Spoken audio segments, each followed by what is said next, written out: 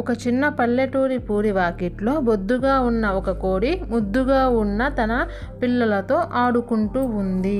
కోడి పిల్లలు నడుస్తూ పరిగెడుతూ ఆ గడ్డి పూలలో ఎగురుతుంటే అమ్మ కోడి వాటిని ప్రేమగా గమనిస్తుంది.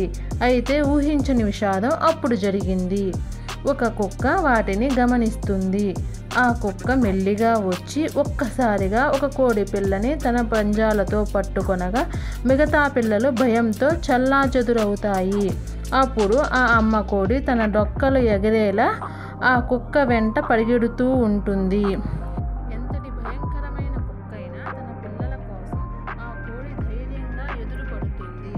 పెద్దగా అరుస్తూ రెక్కలతో కొడుతూ కోడి ఇలా అంటుంది, నీకు ఆకలైతే ఇంకేమైనా తిను, కానీ నా పిల్లల్ని కాదు.